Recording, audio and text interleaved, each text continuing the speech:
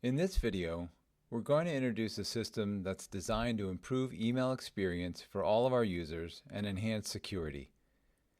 The reason we're implementing this is because we often get staff reporting that they didn't receive an email that they were expecting. And when IMS department investigates, we often find these emails are caught up in Google's quarantine system, which only IMS has access to. With this new system, you will have control to release, block, permanently release, and permanently block messages from certain senders. There will be two ways to access the system. One is that there's a quarantine management portal, which your network account will give you access to.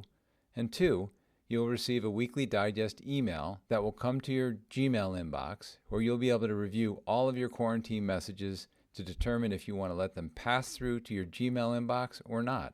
Let me show you how those two methods work. Let's start with the weekly email digest. This will come into your Gmail inbox, and it's going to be titled Quarantine Summary. In this case, there's 154 messages in this particular summary. I can scroll down and I can look at them, and I could just do a quick check to see, is there anything in here that I really care about? If not, then simply delete this message. But if there's something in here that you look at and say, ooh, that's something that I want to pass through to my Gmail inbox, you're going to click on this little envelope and checkbox icon. It's going to take you to a window saying, are you sure you want to release this quarantine message? And you're going to say, okay.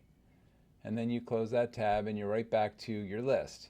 Now, if you see one in here that you don't want, I would just say ignore it, because after 30 days, in quarantine, it's just going to be deleted anyway. So this is pretty simple way to kind of manage whether you want something to pass through to your Gmail inbox or not. In this case, I have so many messages that there's this message down here that says view the entire message. So if I click on it, it opens up a new tab and basically will list everything, just as I saw before.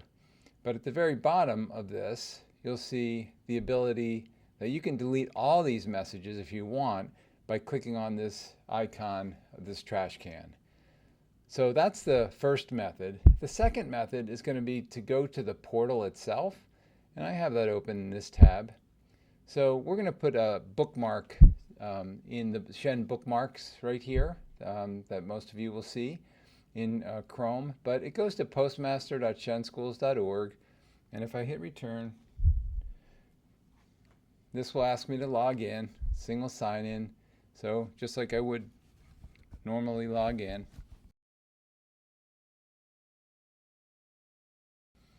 So after I enter my second factor in and I'm successfully in, now you're going to see all of your quarantine, not just this past 7 days, but all the quarantine messages that you've received since we've turned the system on.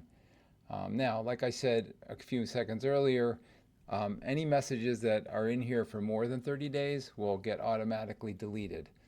But the things to note in here, you have a little bit more functionality inside the portal, because if, for example, this particular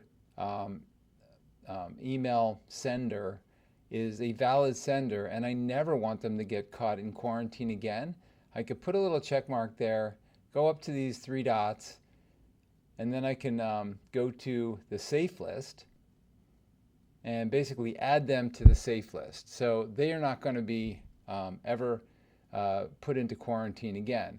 But on the other hand, if I see something in here that I never want to see, I don't want it to enter my box ever again, I can click on these three dots and put that one on the block list.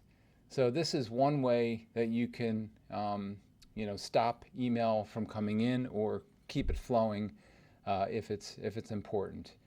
If you go to this gear up here, you can actually go to your safe list and your block list to see what's actually on there.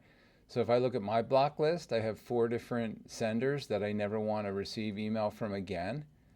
Or if I go to my safe list, these are some senders that I absolutely want to pass through to my system.